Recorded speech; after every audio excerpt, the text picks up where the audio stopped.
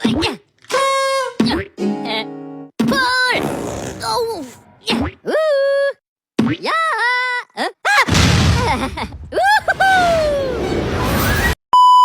Assalamualaikum warahmatullahi wabarakatuh. Perkenalkan, nama saya Firna Raya Ramadhani, mahasiswa Pendidikan Bahasa dan Sastra Indonesia, mahasiswa semester 5. Nah, di sini saya ingin memenuhi salah satu tugas untuk mata kuliah sosiolinguistik. Nah, jadi pembahasan saya yaitu mengenai sosiolinguistik. Jadi apa sih sosiolinguistik itu? Nah, pengertian sosiolinguistik dan ruang lingkupnya. Jadi sosiolinguistik yaitu adalah ilmu yang dimana mempelajari hubungan antara bahasa dan masyarakat. Nah, ruang lingkupnya itu yaitu ada variasi bahasa, pilihan bahasa, sikap bahasa, perubahan bahasa, bilingualisme atau diglosia. Nah, pentingnya itu untuk mempelajari sosiolinguistik ini membantu memahami bahasa sesuai dengan konteks sosialnya. Nah, yang kedua ada hubungan dan bahasa.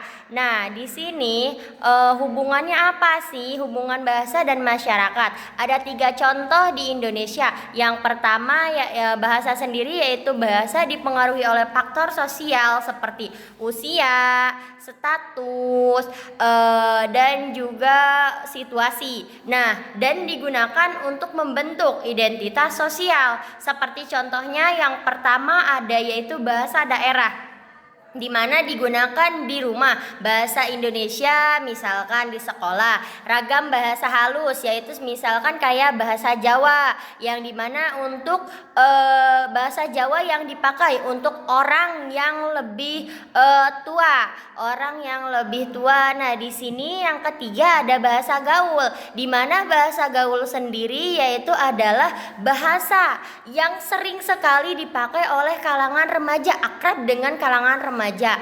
Selanjutnya ada 5 jenis variasi bahasa.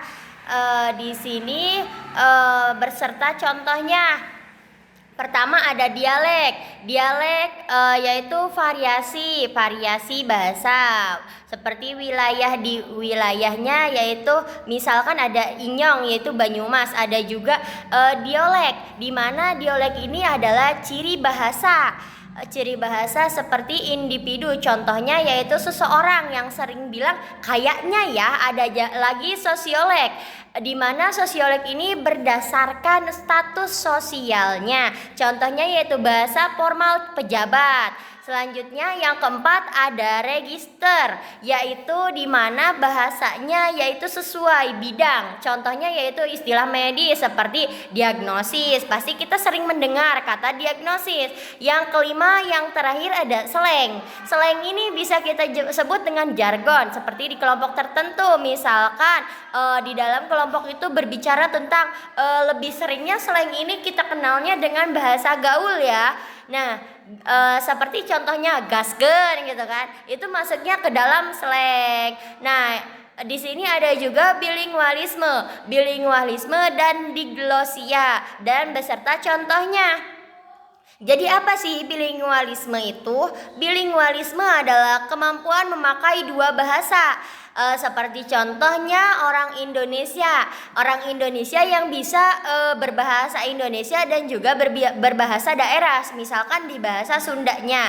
Nah, jadi orang Indonesia ini mampu berbahasa menggunakan 2 bahasa, antara bahasa Indonesia dan juga bahasa daerah, misalkan bahasa Sunda atau bahasa Jawa.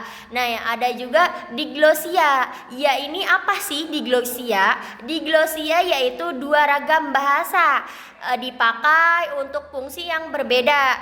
Nah, contohnya ini apa? Contohnya misalkan si A ini menggunakan bahasa Indonesia untuk bahasa formalnya di sekolah, tetapi dia ketika ada di rumah dia menggunakan bahasa daerah. Nah, ini termasuk ke dalam contoh diglosia. Selanjutnya yaitu mengenai tentang perbedaan. Jadi apa sih perbedaannya? Nah, perbedaannya bilingualisme yaitu adalah kemampuan seseorang. Perbedaan bilingualisme dan diglosia. Bilingualisme yaitu adalah kemampuan, diglosia yaitu diglosia yang kita bisa sebut yaitu pembagian fungsi sosialnya bahasa. Oke, sampai sini mungkin hanya itu saja yang dapat saya jelaskan. Hanya itu saja, kurang dan lebihnya saya mohon maaf. Kita akhiri. Wassalamualaikum warahmatullahi wabarakatuh.